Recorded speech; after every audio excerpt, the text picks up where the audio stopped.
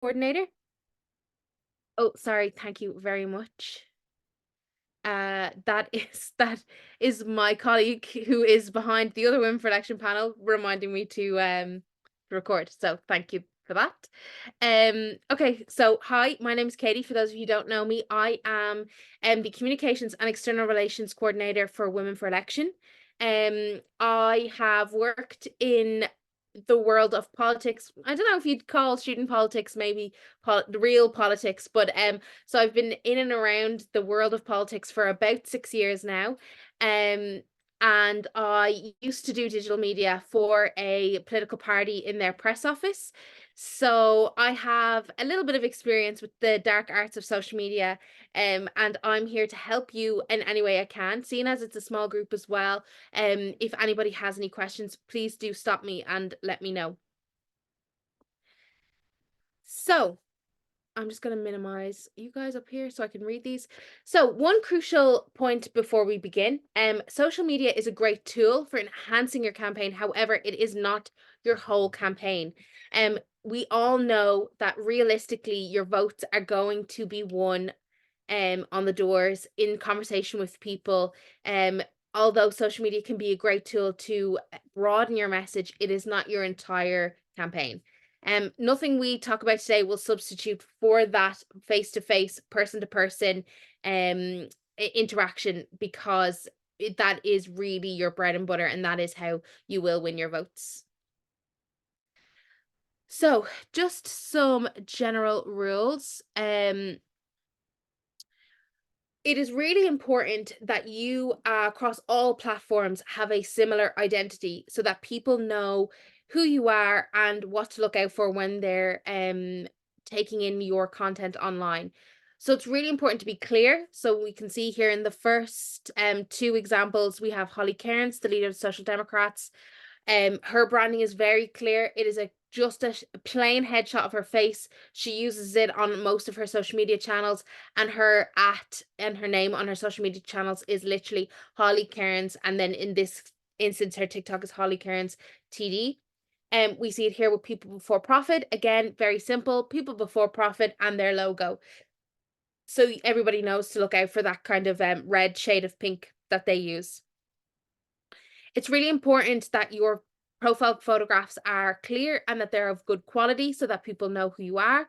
And make sure everyone who needs them on your team has access to them and only them. So I suppose that kind of goes down to a lot of people will ask, well, should I be running my social media by myself or should I be giving it to people? And the answer to that, I suppose, would be making sure that other people on your team, the ones that you really trust, have access to your social media platforms to give you a dig out when things get a little bit hectic.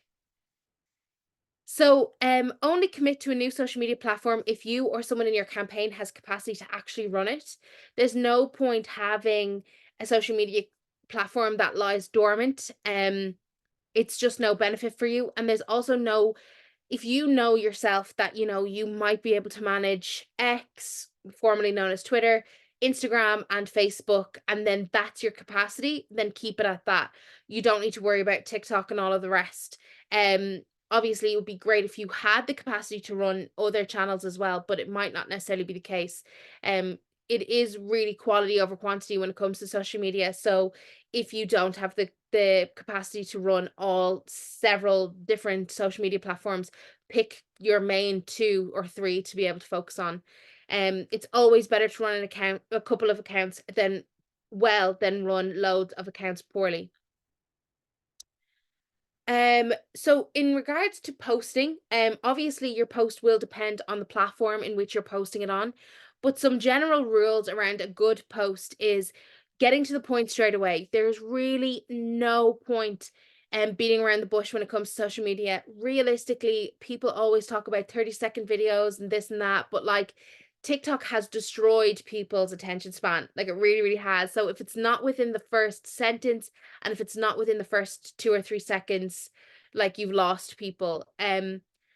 Use imagery that will catch a scroller's attention. So a lot of the time people are passive users on social media, which means that they might not necessarily they might not necessarily share or comment or message you on a social media platform, but they do scroll. Those kind of like the kind of people in the background of your social media platform need to be able to recognize your content out of thousands of posts that they might consume in that one day. And so that goes back to the branding, having colors. Somebody that does things, Senator Annie Hoey does it really well, where she always has either a colorful background, her big glasses on, or some sort of big statement jewelry. It's really eye-catching, and people then automatically know that it's her post. Always say something about the candidate. So in some instance, it might be about yourself.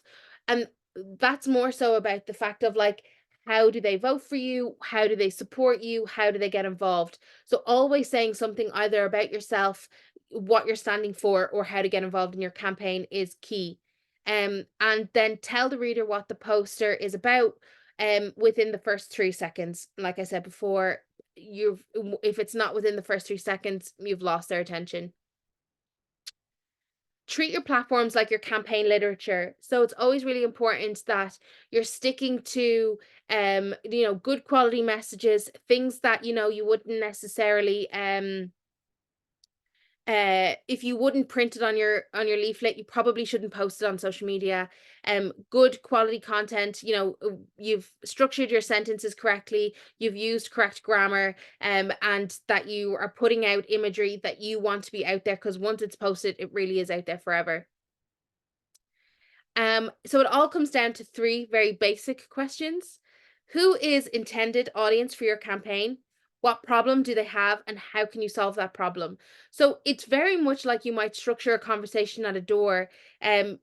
You're probably got a good sense of who's going to vote for you. You probably have a good sense of like the main demographic in your area. For example, if you're running in an area, I know one of the issues at the moment in my local area is around creche places. So if I was running in my area and I was talking about like community creche, publicly funded childcare, whatever the case may be, I would 110% be making sure that I'm talking to people like as if I'm talking to moms and dads of a certain age that have small children. What is the problem that they have? So again, addressing that problem within the very first instance of your post, whether it be video or in text, and then giving them the solution. So how not always focusing on the problem and rehashing the kind of the negative issues that they already know that they have, but really focusing on solving that issue. So one really helpful resource for all political candidates is www.facebook.com/GPA. And on this page, you will be able to see all of the kind of supports that Facebook will give you as a political candidate. It will show you all the safety measures that in which you can take as a political candidate. And it has a really helpful search bar that you can actually just search in similar ways to Google any question you have, and it will provide you with step-by-step guides on how to deal with them. So rather than having to always go to customer service if you have an issue with Facebook, this is a really helpful resource to go to first, so that you're not getting stuck in this chain of talking to chatbots and all of those types of things and trying to get an answer. So what should you be posting? Keep your text short and sweet. Again, it's short, snappy, concise information. Post updates on your work or your campaigning. I think a lot of people underestimate how little knowledge the ordinary Joe So in your constituency will have on how to run a campaign and on local politics. And I actually think most people are really interested in knowing what it's like to be a candidate, because they kind of go, oh God, like that's a really interesting to do. I never would have thought of even doing something like that. So posting those updates and that kind of more casual content can be really engaging to people to get to know you as a person, rather than just the face that's on the poster in their area. And then reacting to local news or events. This is always super helpful in gaining some traction. If there's a hot topic about a new road or a new public transport link or something that people are really delighted about or really unhappy about, it's great to jump on that traction and kind of gain a bit of popularity around your page. So don't just post text. I would always recommend to bring it to associate it with a photograph, a graphic, a video, Or even if it's a case that, if you are posting about an issue, maybe you don't, and it's something to do with a local canal way or something like that, and you don't have an actual physical photo yourself, screenshotting a photo from like Google Image or something like that, or even screenshotting a news article or something to go with it. Because if it's just a text heavy post, the likelihood is most people won't pay attention in their passive scrolling. Um, think about the reaction that you're looking to inspire. So obviously on Meta in Facebook now, there are reactions in that you can kind of give a laugh, an angry, a sad, a love heart, all of those types of things. So when you're creating the post, asking yourself, right, well, what is the emotion that I want to give the reader when they're reading this post? Is it that I want them to feel angry? Is it that I want them to like think this is gas? Is it something that I want them to feel really proud of within their community? And then that will kind of help shape your language as well. Don't use clickbait or sensationalist language. It can be quite tempting to do this, but Facebook will punish you in that it does tend to the algorithm tends to kind of suppress that type of content because they've gotten into so much trouble before around promoting things around election campaigns, around even wars within certain countries. So a lot of the time certain words will end up being kind of like shadow banned or suppressed. Um so here is a lovely post from Norma Foley, the TD. She a very obvious what she's posting about. A gathering in St. Brendan's Parish Centre for Hospice Coffee Morning, straight to the point, photographs of people smiling, enjoying their tea and their cake, straight into the point. Here is a video. It obviously it was a video. This is a screenshot of a video of the TD Aona Reardon about a playground needing an upgrade in Donnycarney. Again, straight to the point. It's what people care about. He's at the playground. You can see it's in need of a serious uplift. So again, people are automatically like on board. They know exactly what like Aon is going to be talking about. So the age-old question that people will always ask is how often should I post? And realistically, the answer to that for that I give to most people is just post whenever you can, like as often as you can, and really try and make it a priority to post on Facebook at least once a day, and if you can, twice. The more you use your social media, the more traction it gains, the more people are engaging with it, and the more people will then see it, and it just kind of snowballs from there. So you should focus on when people are most active. I am a firm believer in posting around commuting times. And that usually means really early in the morning. So, like, anytime kind of between 7 a.m. and 9 a.m. when people are commuting into work, or that evening commute kind of after 5 until about 7. I think a lot of people scroll on the train, the bus, and they tend to absorb an awful lot of information at that time. Scheduled posts is also your best friend. For those of you who don't know, Meta has a business suite, and you can access that by literally, if you're logged in on one window on your desktop into your Facebook account, you can onto a new tab, literally just type in Meta Business Suite and it will pop up straight away. And in there you will be able to schedule any posts that you need to schedule as well. So at least then, even if you took an hour out on a Sunday evening to schedule your posts for the week, at least then that's one last thing that you need to think about between Monday and Friday. So X, formerly Twitter, people's favorite platform, in jest. So what makes a good tweet? Again, plain language, no jargon. People want to be straight to the point. They don't want to be confused. Your first line is clear, simple, and easy to read. You only have 140 characters unless you're obviously paying Elon for the longer tweets, which I can't imagine any of you are. And then link it back to your party or campaigning in some way. It's always really great to tag any local groups that you're campaigning with, if that's what the tweet is about, or your party if it's got to do with a party specific issue. And then don't just broadcast, engage with people. So this advice would have been great, I think. It is good advice. You should engage with people on Twitter, You should engage in debate on Twitter. Twitter really is for the people that are in the know to know. They're usually journalists. They're usually already politically engaged. Um, but it has obviously over the last few years become an increasingly toxic place for people to be.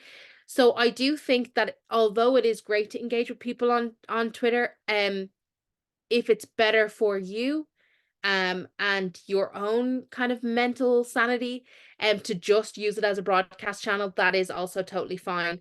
You can limit comments and things like that in tweets so that you're not engaging with people that have, 2 followers and a football jersey as their profile picture, because the likelihood is they're not a real person.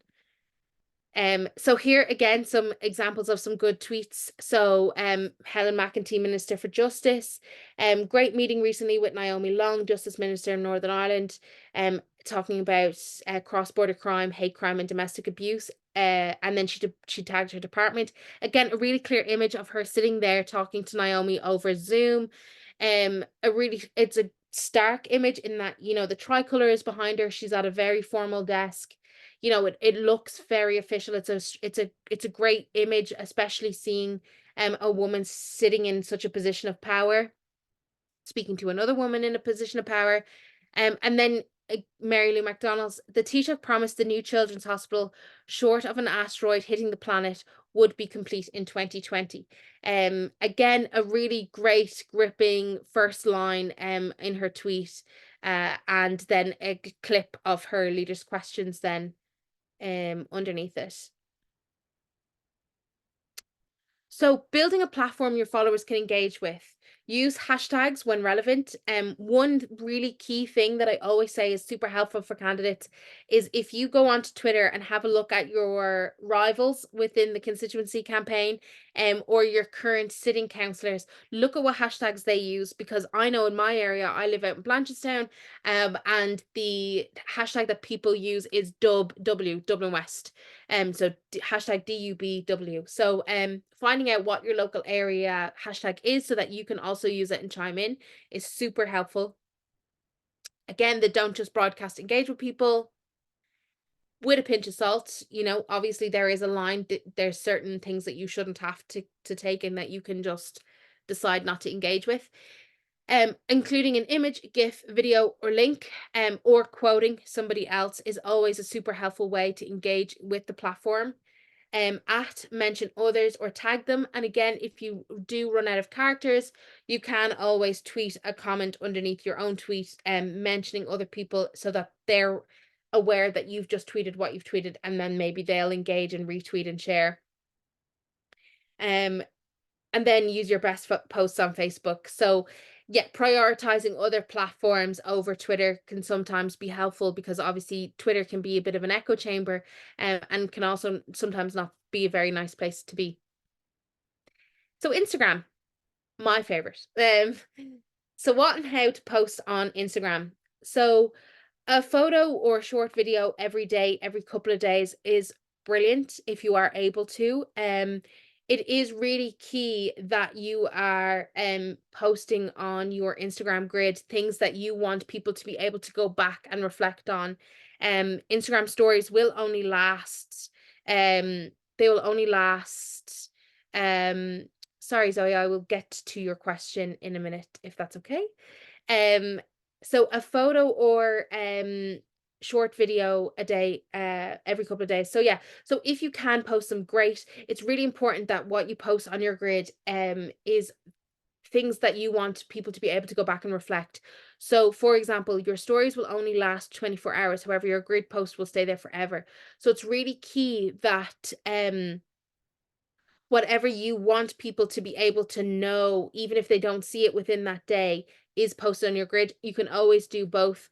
But for example, if it's something that is like a policy stance that you're going to be taking long term on something, and you're posting on your Instagram story, it is really important that that also goes on your grid so that people are able to reflect back if maybe they follow you in 2 weeks into the campaign. And post engaging images and videos. Again, like obviously Instagram is the platform for imagery. It always has been. So it's really important that the stuff that you're posting is of good quality, it looks good, and yeah, it kind of reflects your brand. Use it to show the fun side of your campaign or to illustrate a point visually. Instagram is a really cool place because it really is different to the other platforms in that people who will follow your Instagram page tend to really want to be a part of your community. So, people will post things like days in the life and kind of content of them cooking at evening time and things like that. Now, I'm not saying that you need to be giving people the opportunity to see into your everyday life, but it is a really cool way to kind of show a little bit of your personality as well. Maybe if you are engaged in a local group, like for example, like I'm a scout leader, like, being able to post to say, I'm on my way to scouts tonight. We're going to be doing this skill tonight. We've got 40 kids here tonight that are, learning how to cook on an open fire or whatever the case may be. Like that's a really cool way to show people that you're engaged within your community, and that you care about the young people within your community, and being able to illustrate that side of your personality outside of politics is really cool. So here is a photograph post by our Taoiseach Leo Varadkar. Great to see a preview of Cleary's Quarter today. An impressive restoration of an iconic Dublin building. Again, a really great image of his kind of shadow looking out onto on O'Connell Street. And it really just show, the kind of like the beauty of the our city, I suppose. Another one, by Liz Truss, over in the UK, and it's, simple and a little bit funny, tongue in cheek, launching popular conservatism, #popcon. And again, straight to the point. You can see her standing there at the podium, what she's talking about, and people are engaging in the comments. So Instagram stories, definitely should be using these daily. They are super, super easy to use. I think the biggest barrier to people using Instagram stories is getting over the little bit of shyness. You should be, they are videos that will disappear within 24 hours. But it also allows you to share the photos and the reels that you post on your own grid to your story. But also share things within your community. So if you're following local restaurants and cafes within your town or your village, or other community activists within your group, being able to share their content on your story shows a little bit of solidarity also. And then use it to show behind the scenes content, to highlight the work of others, to present issues in a digestible way. Super quick and easy thing to do is when you're at the doors, you're knocking on doors. Obviously, don't record anybody while you're at their front door. But if you're knocking on people's doors and maybe somebody brings up an issue that you haven't actually spoken about in your platforms yet, and you're walking back down to the end of the driveway, whipping out your phone, and I know it's cringe, but doing a little selfie video going, "Hey, I'm out in this housing estate today, knocking on doors." Actually, a really interesting thing came up today, and a woman said to me that uh, there's the cycle lane stops on this road and it should continue on to the local secondary school. Like, I think that's a really great point, and I'm going to be raising that now and then post, easy, done, content done within 30 seconds. It's a super cool way to be able to engage with people on topics that really do matter to them. Somebody who is excellent at using Instagram stories is Holly Cairns. You won't go a day without seeing her little bubble up at the top of your Instagram homepage. And she's always either sharing stuff that happened in the doll, a recent interview, or an explainer video of some sort. She uses super easy language. She always uses emojis as well. As you can see here, she said the budget can be confusing. There's a lot of spin and messing around with figures to make funding look higher than it truly is. I broke down the reality of the budget here, pointing to a reel that she has posted on her Instagram. Super helpful. It's always so informative, and it is a really great way of using your Instagram stories. So, video content. So obviously with the rise of um Instagram Reels, platforms like TikTok, video content really is king at the moment. It's the thing that will get the most engagement online, more than really anything else. And videos allow you to make eye-catching content that tells a simple story. Research has found that videos perform better than images on social media, with some claiming that viewers are more likely to remember their content. So you're going to spend maybe that little bit longer watching a video than you might just scrolling past an image, a still image. Somebody who uses video content all the time, because obviously he's got, so much resources, is Joe Biden, the president of the United States. He is forever doing videos about what he's doing that day, who he's meeting, and what they've said to him. Um, I know sometimes recording videos can feel intimidating, but they are super easy to do, and there's so many different platforms out there now that will help you make them. And the best way to record, I know always for so long we were told record your um videos with your phone like this sideways. But now we're telling everybody to do it this way, because this is the way that you will want your videos to come out. You want them to be the length of the iPhone screen or the Android screen. So that vertical, it's called 9:6, which is what the kind of ratio is. But that is the way that Instagram, Facebook, and TikTok prefer your video content now. So the things to remember is that the first 3 seconds of a video are vital for hooking in your viewer. So delete those first couple of seconds where you're not talking. So you might press play and you might just go, you might stop, and as it's coming to play, you might go, "Hi, I'm Katie," and get rid of that first couple of seconds, because within that first breath, somebody's gone, "Nah, like, I'm not watching it." And I know it seems so silly, but that is just the way that people consume content nowadays. The longer you make a piece of content, the more likely people are to leave before it finishes. So again, get your message in within the first few seconds. Don't ignore a video's description on TikTok and Instagram. Fill it with keywords and relevant hashtags.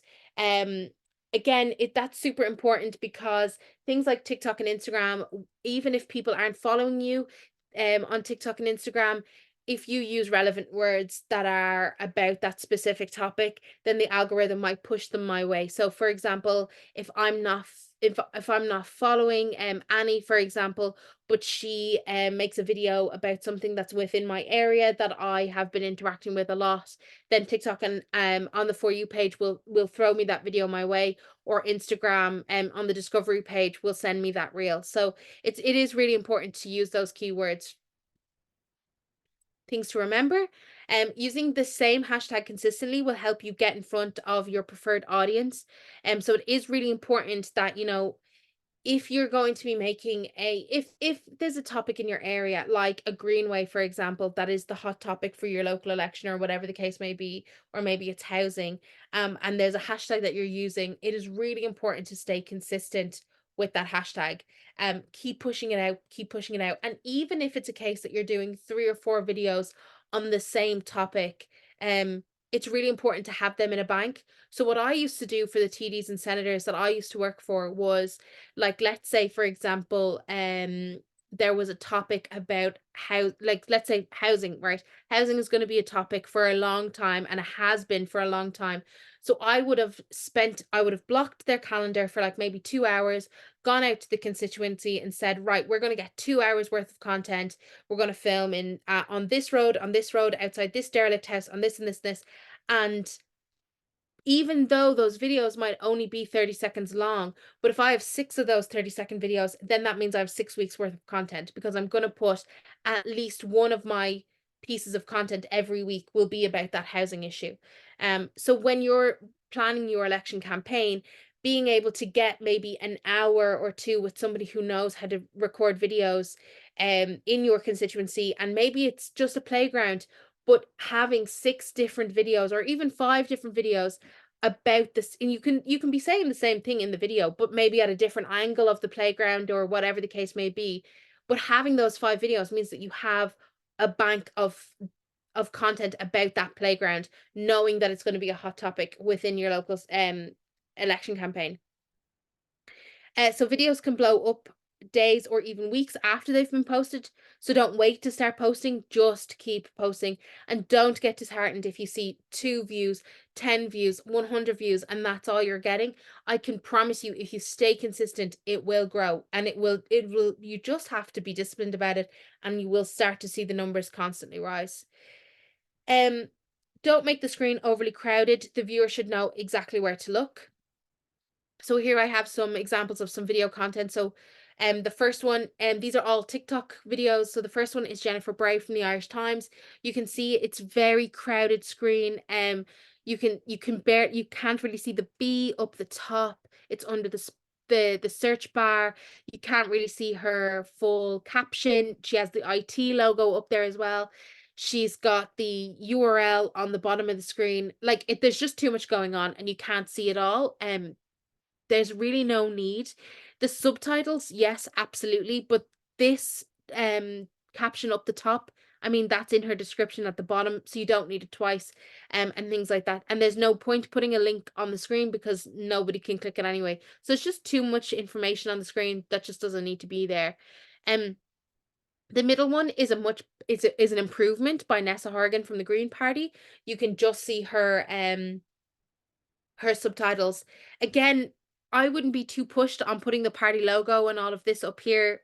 It just looks a bit messy. But obviously they wanted it there, the party or whatever the case may be. But again, most of her information will be down at the bottom in the caption. And then the last one, again, very clear screen. The only thing is that you should always record by the rule of thirds, which means that, like where Jennifer and Nessa's eyes are, so should Neil's eyes should be up here as well. So all of this blank space where the sky and the building is, there shouldn't be as much blank space. Your eyes should always be at least 1/3 from the top of your screen. So just the last few thoughts before I take some of your questions. And like I mentioned earlier on, should I run my account myself? Again, totally up to you. However, if social media is not something that you are 100% comfortable with, then maybe finding somebody that does have the experience in social media and is able to do that for you, and you trust them, absolutely give them the logins and get them to do it. It will take so much time off your hands to just have them posting for you. Um, but it is really important that the person that you do give it to, that you trust, there are more important things for you to focus on while campaigning than trying to learn social media trends. So again, if there's somebody with that skill already, use them. Even if it's a local person in a secondary school that maybe is keen to get involved in politics, asking them to give you a dig out is always super helpful.